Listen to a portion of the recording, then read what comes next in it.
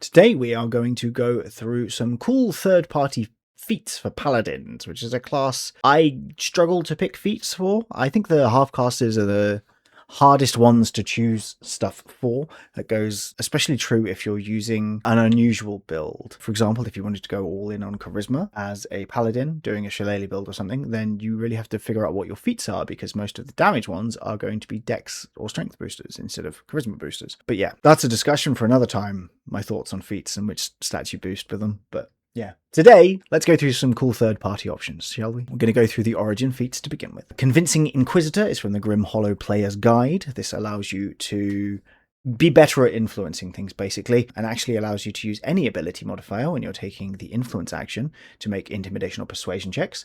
Because although your charisma is generally going to be high, if your strength is higher, you can use that instead. It also means that you get advantage on initiative rolls if you used an insight check against a creature you're trying to detect lying or evading your answers. It's very fitting thematically. One thing that isn't probably fitting thematically, but is fitting mechanically, is Cult Initiate. This gives you 2 cantrips of your choice from the Warlock spell list. You can choose Intelligence, Wisdom, or Charisma to cast them. Along with a level 1 spell from the Warlock spell list, you get 1 free casting of, otherwise you can use your slots. This is so you can take Eldritch Blast as a Paladin, which is good. Paladins do sometimes struggle in range if you're not building for that, and while we'll get to that, there's a lot of reasons not to go for range, mostly the smite. This gives you a fantastic range option that scales with you, basically. Our next origin feat is Dread Speech. This is good if you're going for a more eldritch feel to your character. It gives you Eldritch Word. This lets you, as a bonus action, potentially frighten a creature. You can use it once standard, but you can actually keep using it if you don't mind taking 1d6 necrotic damage. Along with that, it gives you the Bane spell prepared for free, which you can cast for free once, which is always nice. Bane is a great spell. Not using a spell slot, it means you don't have to feel quite as bad if everybody succeeds on the saving throw against it as well. We've then got Resolution of the Syndicate, which is an interesting one to take. I think I'd like to take this alongside humans, maybe, because along with giving you a little bit more damage on your first turn after initiative. 1d4 initially, then 2d4 at level 9, and 4d4. It's not great, but it's not nothing. It also gives you Resilient, which boosts your hit points by an amount equal to your level, and whenever you gain a level from there on, you gain another 1 HP. It's just a nice little boost to health, which is handy. I'm going to go over the one fighting style feat I want to talk about here, which is Advanced Weapon Proficiency. There are some fantastic options in amongst the Grim Hollow weapons. If you want to do something a little special with your Paladin, this is a must-have if you want to use those weapons to their fullest. So, yeah. Okay, next we have feat from Exploring Eberon. This is a general feat. We're into the general feat section now. This is a Rennie Half-Life. This allows you to boost your intelligence or wisdom score, which is not ideal, but could be if you're going for flavor. Mushroom. Let's just take that whole thing out. Next is our general feat section. As always, with any character that can use strength, I will be talking about Brutal Grip. This lets you boost your strength by 1 and lets you use a 2-handed weapon in 1 hand. The only issue with this is it no longer works with Great Weapon Masterer, if that's what you're going for, but it's not the end of the world. It also turns versatile weapons into light weapons, which means you could theoretically use a longsword and a scimitar, which is novel, if that's what you want to do. I like it anyway. Great sword and a big old shield. It's a classic vision, right? Along similar lines is this one from Grim Hollow. This is Expanded Grip.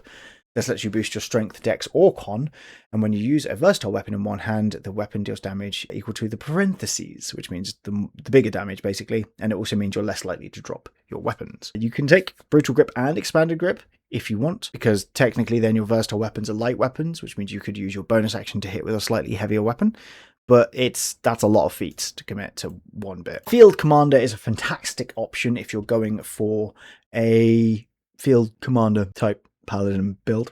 It's in the name. It lets you boost your charisma by 1, and as an action, you can shout at an ally within 60 feet that can hear you to attack with their reaction, dash, dodge, hide, influence, search, study, or utilize, all of which are useful things. It also stops creatures getting advantage on attack rolls against you as long as you are within 5 feet of 2 or more allies, which is not likely, but there's a non-zero chance it'll happen at some point. If you're going for a DPS Paladin, Focused Critical is probably a must. It lets you boost your strength or dex by 1 and allows your weapons and unarmed strikes to crit on a 19 or a 20. Nothing complicated here. It's just good old-fashioned maths. Next is Mage Adept. If you want to play a ranged Paladin, and I think there's a lot of reasons to want to do so. It's cool, being a perfectly viable reason. This allows you to boost your dexterity by 1. It gives you proficiency in ranged martial weapons. It gives you the finger guns cantrip, which is a bonus action to activate, and then your finger does 2d6 damage and has the slow property, as well as a preposterous range. And it also gives you a bunch of spells to add to your spell list. You get to prepare extra spells as well.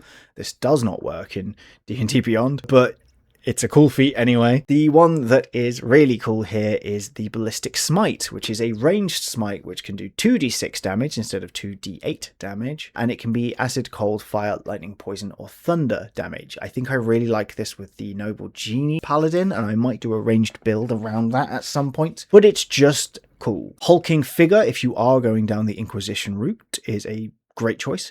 This allows you to boost your strength or con by 1. It improves your unarmed damage by 1d4 once per turn, so you can punch something really hard. But most importantly, it allows you to add your strength modifier to your intimidation, performance, or persuasion checks, which can be a big boost to their effectiveness.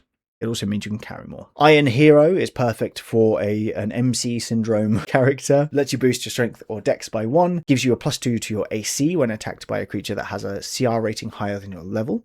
Gives you advantage on any attack rolls against a creature that has reduced an ally of yours to 0 hit points since the end of your last turn.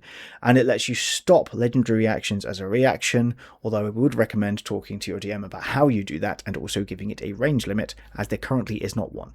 I would suggest melee range or within range of your weapon, perhaps. Juggernaut Plating is from Exploring Eberon. It is Warforged exclusive. It lets you boost your strength or con by 1. It means your armor cannot be targeted by any effects, which is useful, and it stops you being crit.